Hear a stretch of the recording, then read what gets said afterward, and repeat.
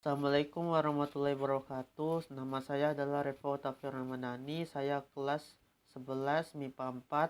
Saya akan menjelaskan proses penanganan kasus pelanggaran hak asasi manusia di pengadilan HAM ad hoc.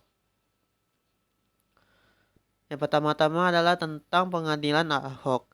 Pengadilan HAM ad hoc adalah pengadilan yang dibentuk khusus untuk memeriksa dan mengadili perkara pelanggaran HAM yang berat yang dilakukan sebelum adanya UU nomor 26 tahun 2000. Berbeda dengan pengadilan HAM permanen yang dapat memeriksa dan mengadili perkara pelanggaran HAM yang berat yang terjadi setelah diundangnya UU nomor 26 tahun 2000. Ada undang-undang yang mengenai ad hoc. Ketentuan mengenai pembentukan pengadilan HAM ad hoc menurut pasal 43 UU nomor 26 2000 adalah satu pelanggaran hak asasi manusia yang berat yang terjadi sebelum diundangkannya undang-undang ini diperiksa dan diputus oleh pengadilan HAM ad hoc.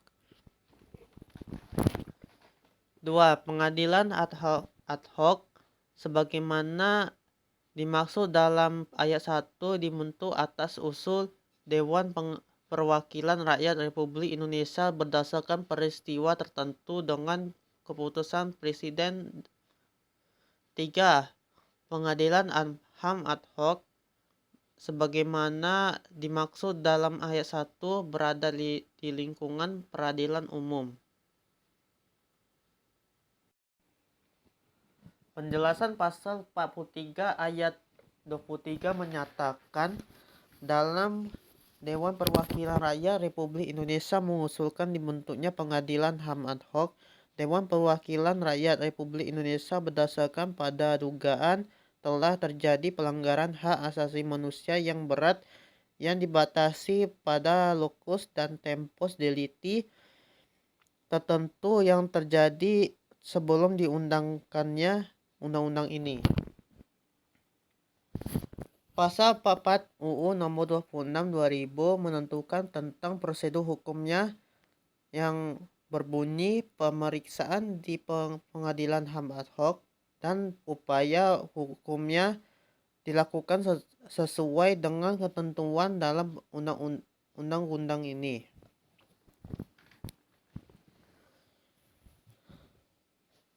Penjelasan pasal 43 UU nomor 26 2000 menyatakan bahwa Dewan Perwakilan Rakyat DPR yang disingkat DPR yang juga sebagai pihak yang mengusulkan dibentuknya pengadilan HAM ad hoc berdasarkan usulannya pada dugaan terjadinya pelanggaran HAM yang berat yang dibatasi pada lokus delicti dan tempus delikti tertentu yang terjadi sebelum diundangkannya undang-undang ini. Masalah rumusan sebagaimana dalam pasal 43 di atas menimbulkan masalah yang cukup serius, terutama berkaitan dengan kewenangan DPR untuk menentukan ada tidaknya pelanggaran HAM yang berat berdasarkan pada penjelasan pasal 43 ayat 2. Dari ketentuan dalam pasal 43 berkenan dengan pengadilan HAM ad hoc ini terdapat beberapa hal yang menjadikan proses pengadilan HAM ad hoc sulit diaplikasikan dalam pembentukannya. Beberapa persoalan tersebut adalah A. Penerapan tentang asas retroaktif, B. Proses pembentukan pengadilan HAM ad hoc, dan kewenangan DPR dalam menentukan pembentukan pengadilan HAM ad hoc.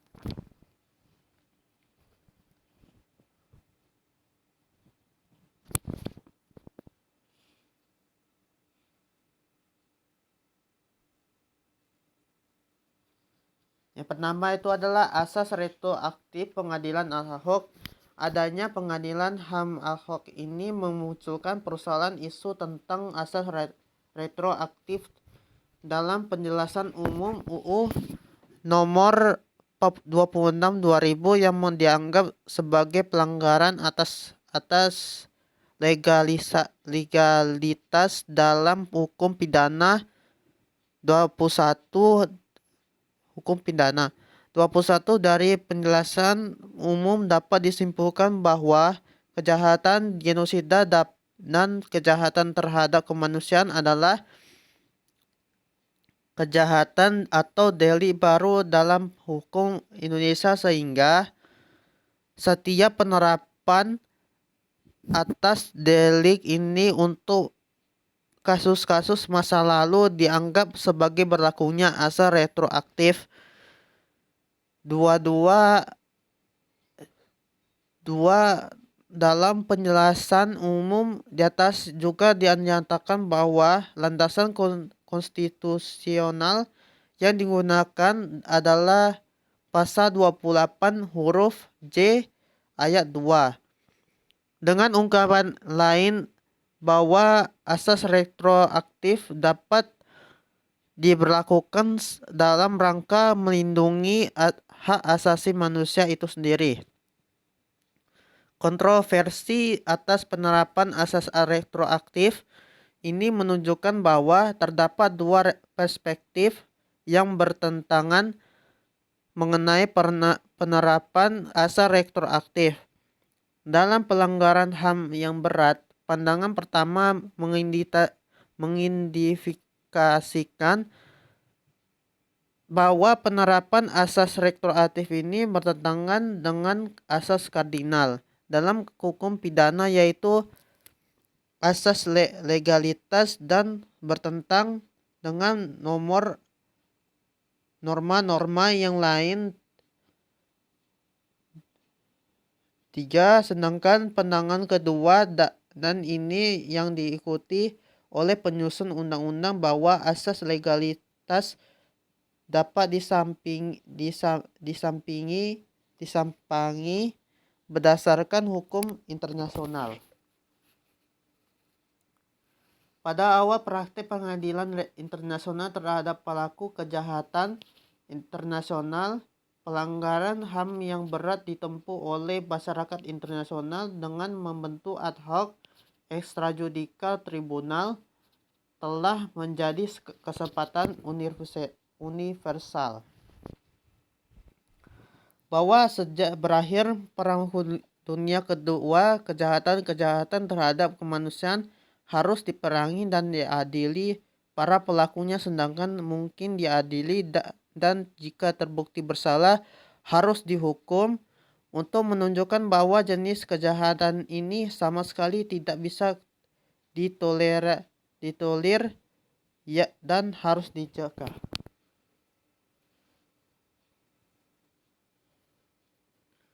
Proses pembentukan penyelidikan ad hoc.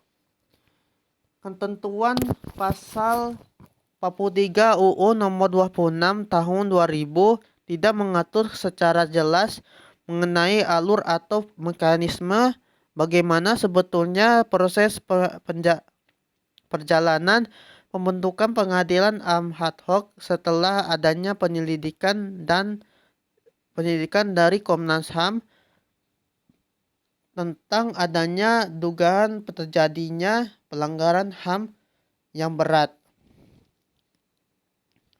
Pengalaman pengadilan HAM ad hoc untuk kasus pelanggaran HAM berat di Timur Timur menunjukkan bahwa mekanismenya adalah Komnas HAM melakukan penyelidikan lalu hasilnya diserahkan ke Kejaksaan Agung.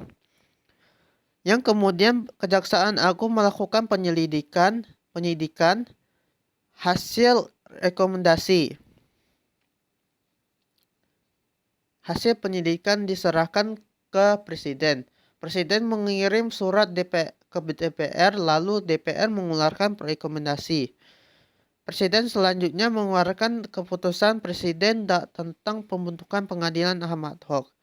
Ketentuan tentang adanya beberapa tahap yang pembentukan pengadilan HAM ad hoc terhadap kasus pelanggaran HAM yang berat Yang berbeda dengan pengadilan HAM, biasa hal-hal yang merupakan syarat adanya pengadilan HAM ad hoc yaitu: 1. Adanya dugaan pelanggaran HAM yang berat atas hasil penyelidikan kasus masa lalu oleh Komnas HAM. 2. Adanya hasil penyelidikan dari Kejaksaan Agung. Ketiga, adanya rekomendasi DPR kepada pemerintah untuk mengusulkan pengadilan HAM ad hoc dengan tempus dan lucus delicti tertentu. 4. Adanya keputusan Presiden Kepres untuk berdirinya pengadilan HAM ad hoc.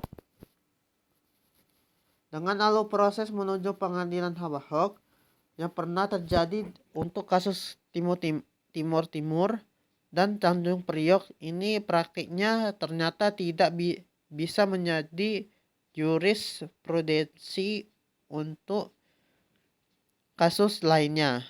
Ini adalah skema pengadilan HAM ad hoc.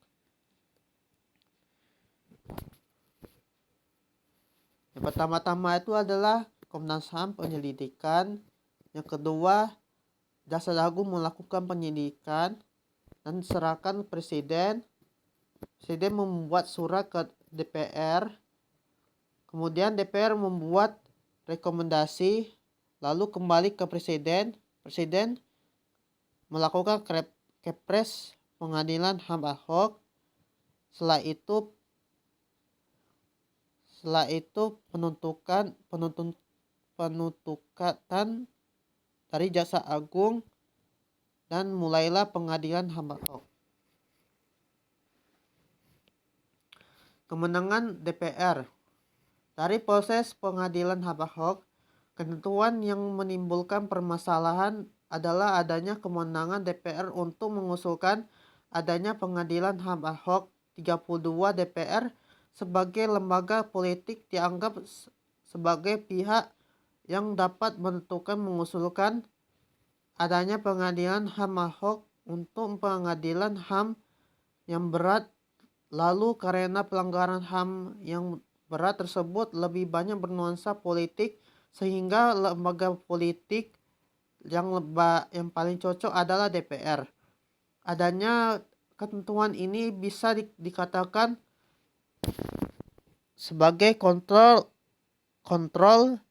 atas adanya pengadilan HAM ad hoc, sehingga adanya pengadilan HAM ad hoc untuk kasus pelanggaran HAM berat di masa lalu tidak akan dapat dilaksanakan tanpa adanya usulan dari DPR. Hal ini secara implisitas sama halnya dengan memberikan kewenangan kepada DPR dengan memandang bahwa pelanggaran HAM berat ini dalam konteks politik dan dapat menyatakan ada tidaknya pelanggaran HAM yang berat. Konsep awal pelibatan DPR dalam menentukan perlu atau tidaknya sebuah pengadilan HAM ad hoc dibentuk didasarkan pada pertimbangan hukum maupun politik. Pertimbangan hukum utama adalah bahwa pelibatan DPR sebagai lembaga yang mempunyai otoritas membentuk UU digunakan untuk menembus asa retroaktif. Dalam perspektif tertentu, delik kejahatan terhadap kemanusiaan dan kejahatan genosida adalah delik baru yang tidak bisa diberlakukan secara surut karena akan melanggar asas kardinal dalam hukuman pidana. Sekian dari presentasi saya. Sekian, terima kasih. Wassalamualaikum warahmatullahi wabarakatuh.